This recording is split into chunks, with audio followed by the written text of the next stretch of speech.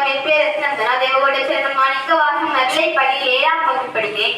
Ma'am சொல்லியிருந்தாங்க நம்ம நல்லா படிக்கணும் அப்படின்னு சொல்லியிருந்தாங்க. நம்ம நல்லா படிச்சு நம்ம மட்டும் நம்ம முன்னேறக்கூடாது. நம்ம சுத்தி இருக்கிறவங்களே நம்ம முன்னேற வச்சாதான் நம்மளும் ஒரு வெற்றியாளரா வர முடியும் அப்படின்னு மேம் சொல்லியிருந்தாங்க.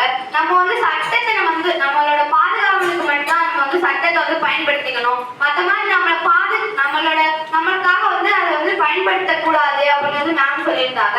நம்ம நம்மளோட ஆசிரியர்களை மதிக்கணும். ஆசிரியர்கள் சொல்ற ஹோம்ஒர்க் எல்லாம் நம்ம பண்ணணும். ஆசிரியர்கள் அடிக்கிறாங்க தானே, திட்டுறாங்க அப்படின்னு நம்ம பண்ணக்கூடாது. நம்ம அவங்க சொல்றதை நல்லா புரிஞ்சு அவங்கள மதிக்கணும் அப்படின்னு சொல்லியிருந்தாங்க. நம்ம அம்மா அப்பாவுக்கு பேர் சேர்த்து வைக்கணும். நம்ம படிக்கிற ஸ்கூலுக்கு பேர் சேர்க்கணும். நம்மளோட பெற்றோர்கள் நம்ம சுத்தி இருக்கவங்க எல்லாருக்குமே பேர் நம்ம வாங்கி கொடுக்கணும் அப்படின்னு மேம் சொல்லியிருந்தாங்க.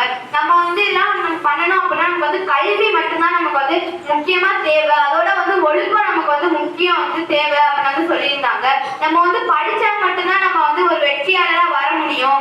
நம்மளும் படிக்கணும், நம்ம சுற்றி இருக்கவங்களுக்கு படிப்பு கத்துக் கொடுக்கணும். இப்போ 16 வயசுல இருக்கவங்க படிக்கல, நீங்க எங்கேயாச்சும் பாக்குறீங்க அப்படின்னா நம்ம சொல்லணும். அப்பதான் நாங்க அவங்களை படிக்க வைக்கிறதுக்காக நம்ம என்ன வேணா பண்ணுவோம் அப்படின்னு சொல்லியிருந்தாங்க. அதுக்கப்புறம் நம்ம ரோஜா மலர் போல நம்ம இருக்கணும் அப்படின்னா நம்ம ரோஜா மலர்ல இருக்க உள்ள போல நம்ம இருக்கணும்.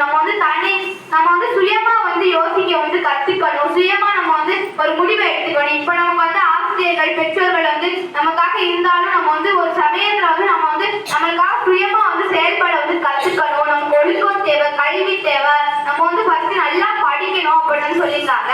மேம் நல்லா எங்களுக்கு சொல்லியிருந்தாங்க. எங்களுக்கு ஒரு முன்னேற்றமா மேம் இருப்பாங்க அப்படின்னு சொல்லிக்கிட்டு நான் நன்றி சொல்லிக்கிறேன். நன்றி, வணக்கம்.